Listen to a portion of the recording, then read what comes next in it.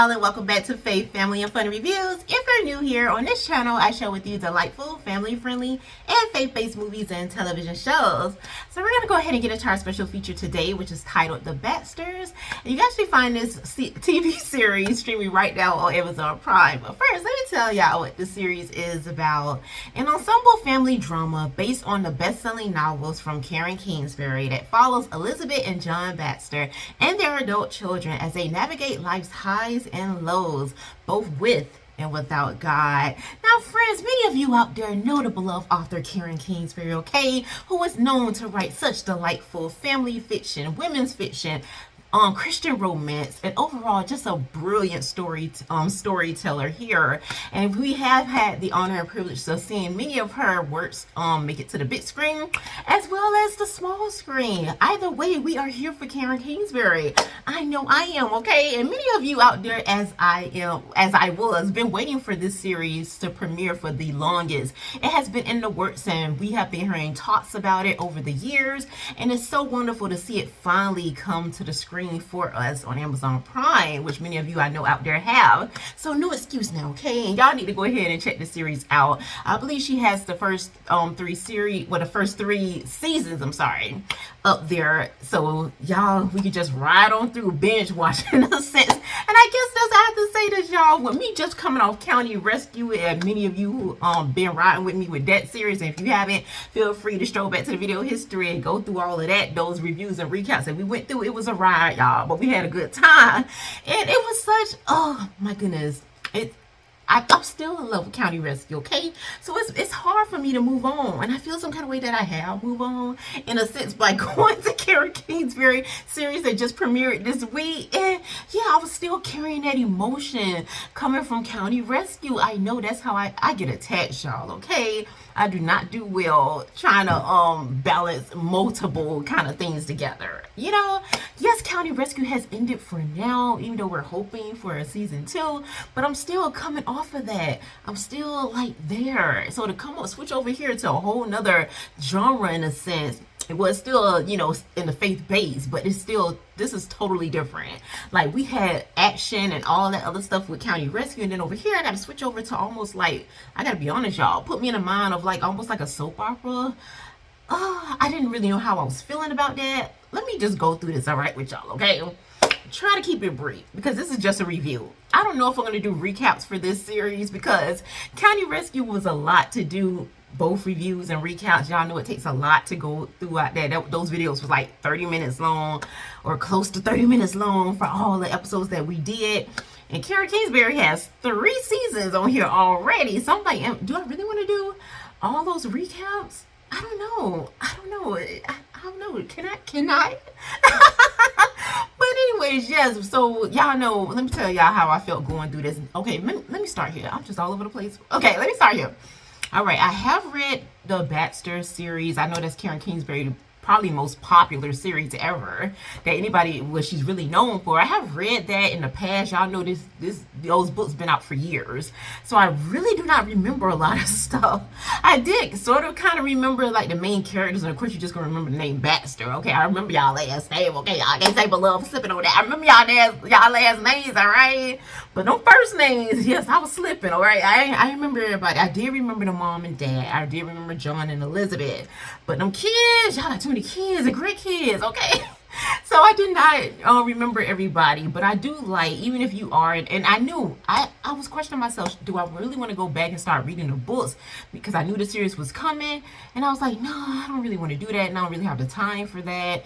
So I was like, it would be perfect for me to just go into this, like a lot of people may go into this not really knowing not really knowing the story, and probably haven't read all the books. Yes, it's gonna be, she's gonna have a fan base that read all the books, but there are gonna be quite a few people who haven't read the books, who's just going in there, just watching it and taking it as is on the screen. And so I like that. I was like, okay, that's perfect for me. Yes, I don't remember every detail that went on throughout all the books. I really don't. I don't remember much of anything, to be honest. And I like that because I can totally judge the series based off what I'm seeing on the screen. And I really wanted to do that. Y'all know, being that that's my area, okay? And so let me tell you, here we are introduced to, yes, on the parents here, John and Elizabeth. Sweet, darling, loving relationship will always make you feel like got that fairy tale relationship that everybody want and dream of, but you like, oh, in reality, you probably thinking maybe like 1% of people have that. But nevertheless, we love to see it on we love to see it on the screen. It makes us feel good, it gives us hope or whatever. But so yeah, I was really feeling that, loving that. You do sense that chemistry there with John and Elizabeth. And here we on the kids, you know, who are introduced here. But the main two kids that were the main kids that they were really focused on, the two daughters in episode 1 was Carrie. Well, Carrie and her husband Tim was like the main focus. That was where all the drama and different things was going down for the most part in season 1. Yes, we still had those little other underlining stories. You have Ashley, who y'all know is very spicy. A lot of sauce with her, okay? She do not play the games, Ashley, and I did appreciate that. Although that can come off as rubbing people the wrong way, like they would use the word complicated. Ashley's just complicated. That's a nice way of putting it. But for me, I like to say, homegirl, she got a flavor, okay? She's a bit spicy, and that is all right, because we live in a time where so many people be faking all the time. So it's nice to get somebody who is real, who's gonna say what they're feeling, who you know right off the bat, you know what you're getting. You know they're not gonna be in your face smiling and then behind your back stabbing you. All right. So I appreciate that about Ashley. I feel like it was a good good flavor to this whole series, because a lot of the characters so far that we are seeing in season 1 are, yeah, like what everybody expect a so-called Christian series to be. Like goody good, like there's not really much going on with them. Everybody's praying, everybody's all of that. We're smiling and we and there's nothing wrong with that. I'm not against that at all, okay? I feel that I am, like y'all know, a hopeful romantic. I love happy ever afters, all that kind of stuff. I do, okay? I get it. But at the same time, like any story, we are here for the conflict, okay? And we are here for it to be a little bit real as well, because we know in the real world we're dealing with, most people who call themselves Christians or believers are not just sincerely like, oh, God bless you, come, let's pray and all of that. No, you gonna get some spice. You gonna get people just sometimes just don't know how to act. And you have to ask that question, are you really who you say you are? And it's just a different, it's a variety. Let's say that, okay? It's like going to the buffet. You don't get a variety of things, okay, when you're dealing with reality. It is not necessarily like that. And so I did appreciate, like I said, having Ashley in there, because she was one of the ones that had that in there. Let me tell you what making me say this is because Carrie here, married to her husband Tim, they met in college. And you were seeing like, it just seemed like they just met perfectly. I mean, in Bible study, okay, y'all attracted to the fact that y'all pray. Okay, you pray, I pray, and all this stuff. And that sounds so cool. It's such a, like, it's wonderful. It's like it's a nice story, what anybody would really want to have. Like, you met the love of your life, okay, at a Bible study, and he wanted to pray for you, and you wanted to pray for him. I mean, everybody would love that. So I did appreciate that. But here, and we got to see it because the story it takes place in the present time in episode 1, and then it goes back like 7 years prior, and that is when Carrie and her husband Tim met. But in the present time, it is like so much going on. All right, we see in this episode that her husband Tim is having an affair with one of his students. He is a professor at a college. He is having an affair with a girl named Angela, okay? And that was an issue for me right off the bat. Okay, I'm like, y'all taking me there already. Okay, y'all know I came off county rescue, ready to pop off. Okay, y'all know I came off there already like that. Then y'all gonna bring me over here on this side. I was thinking I'm gonna get me some, just, you know, I'm sitting down, I'm coming to the table like it's gonna be Thanksgiving, or like in light of this weekend, Easter, and we all are gathering together, just having a pleasant time. And I'm just seeing family, love, we're playing outside, basketball, baseball, whatever, you know, all that kind of stuff. That's what I'm thinking. I'm prepared for that. Then y'all just toss me over here, and then I'm seeing all of this go down. All right, I'm seeing how much of a good wife Carrie is, which I do appreciate. She is a wonderful wife. loving, good to her husband, and all of this stuff, thinking of asking her church to put in a program to help, young couples and all of this other stuff. Pretty much she was thinking about going into counseling in a sense, because she thinks she has this wonderful marriage. She know how they met. They have a story, all right? They have the kind of story anybody would want. She has no idea all this other stuff is going on. And I'm just like, ugh, I'm feeling some kind of way. I am. Yes, I am. And I have to say this. Like, Tim, who in the world you think you are coming at Carrie like that, all right? Like, you don't know what you got at home. Yes, I feel some kind of way. Yes, I'm going to stand up for her, because Carrie, she was cool, she was calm, and she was collective, okay? So, it was my job. I have to step up to the plate and say something about this, okay? Because I didn't appreciate that. I didn't. And then the girl, Angela, and it's not like he's doing it dirty, as far as like, okay, you lying to your wife and you lying to your side chick, okay, which is also your student, which is like totally disgusting, okay? Your professor at a college, that just looks so, your student, like, seriously? Well, anyway, and then so it's not like you're doing it like that where neither woman knows. No, the girl Angela, your side piece or whatever, she does know. And that was just terrible to me. I'm just like, how could you even do that? You know that this man is married and you allowed yourself to fall in love with him. On top of her backstory, one of her backstories is like she comes from a family like that, where her dad did that to her mom and left them and created a whole nother family and fell in love with a married person or whatever. Like, she comes from the mess that she's in. So she became the very thing that she despised when she was a kid. And I am disgusted looking at you, Angela. Yes, Angie, I'm putting you out there. I am disgusted, okay? Because that's just, ugh. Like, when you want to have your own, I just never understood that. Like, why would you want somebody else, what's for somebody else, when you can have what's for you? Like, all of what's for you. You getting like somebody else's leftovers that would never really want you. You would never be first place. That man is married. Even if he does decide to leave his wife, which he basically was deciding in the first episode, had the nerve to call himself wanting a divorce, all right, as if you are the prize, as if you something. I personally felt like just what you doing, what you did, that's what you want, by all means, bye. That's how I would have felt. But Carrie, oh my goodness, y'all. So Carrie, here she is, all right. Let me tell you, I'm telling you about this one scene, and I'm not going in order because this is like a review. This is not even necessarily a recap, but I'm just pointing out things that really struck me in this episode, all right? Okay, that's all I'm doing. So y'all bear with me, okay? I'm not doing no actual recap or anything for this episode, all right?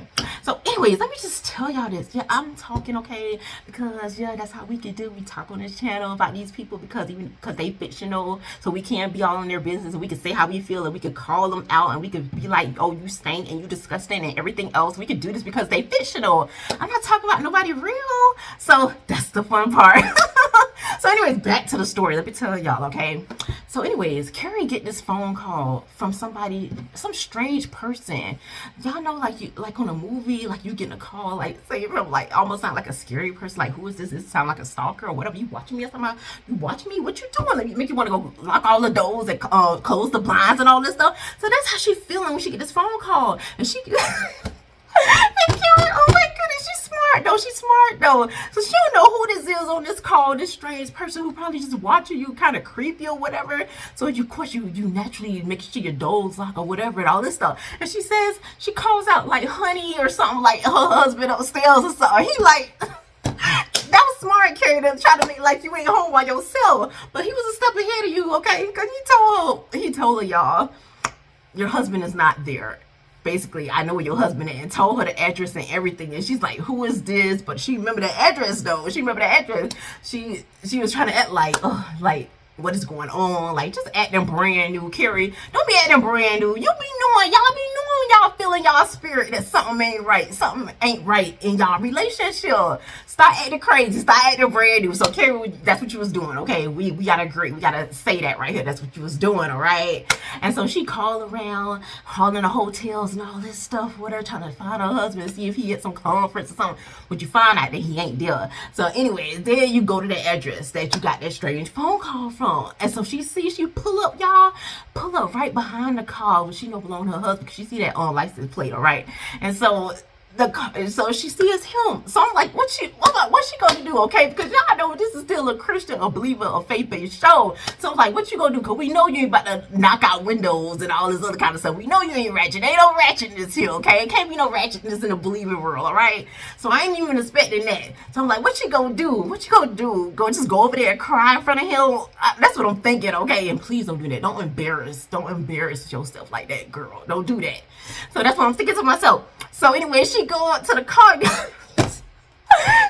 up to the trunk, y'all, and she hit it like a cup, like that. I'm like, girl, put some more strength in that. Not that thing, okay? And so the alarm go off, right? He comes out the door with his little car keys or whatever, and just to stop the alarm. And then she hiding in the cutter, right? So she see him come out.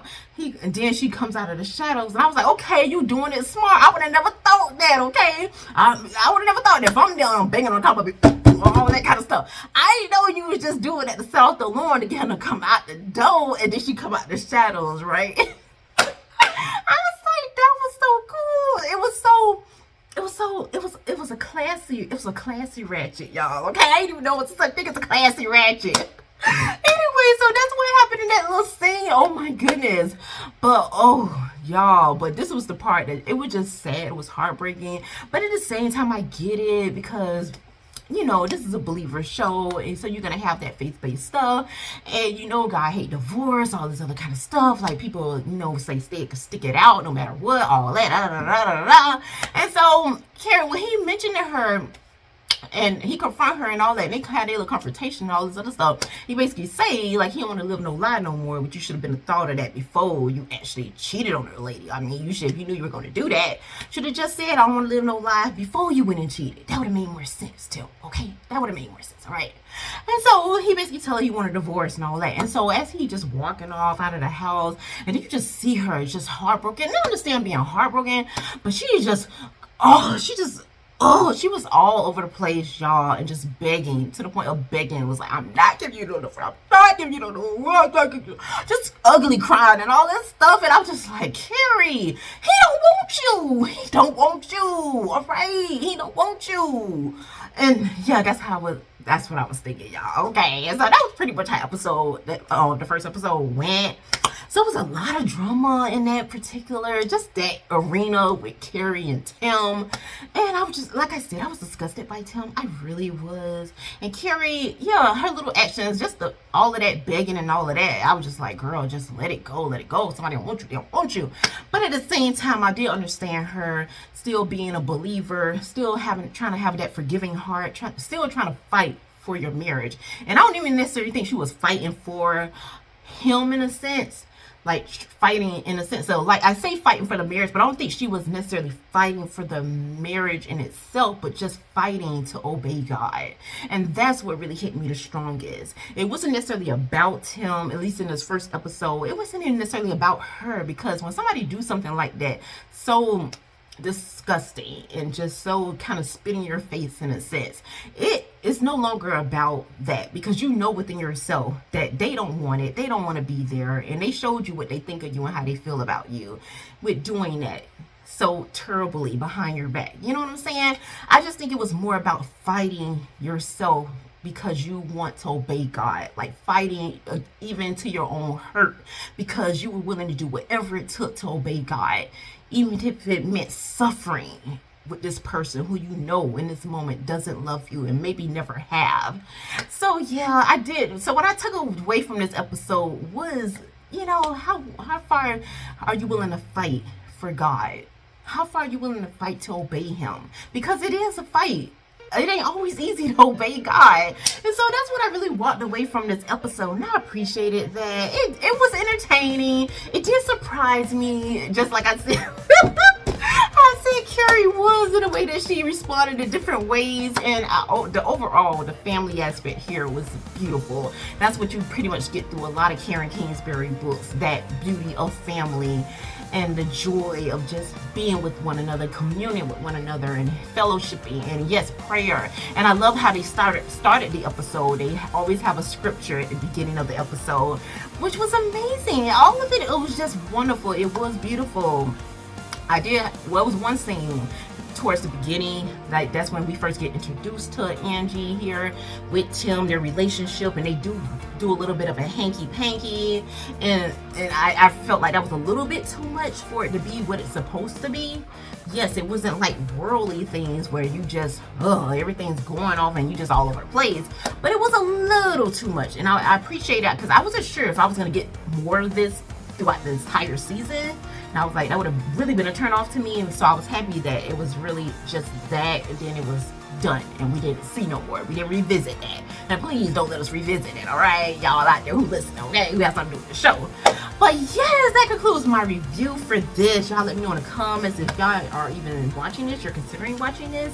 Or yeah, I want to know your thoughts. Have you read the Baxters series, the books? Let me know. I'm here for it, alright? Before I leave you all for this evening, I'm going to come out of 1 Corinthians, alright, 13. And yes, I read my Bible this time. I said I wasn't going to be trying to do all that online, so make sure I get the real deal, right? So anyways, we're coming out of 1 Corinthians chapter 13, verse, let's see, verse 4, alright, because this put me in the mind of Carrie right here. Love suffers long and is kind. Love does not envy. Love does not parade itself. It's not puffed up. Does not behave rudely, does not seek his own, is not provoked.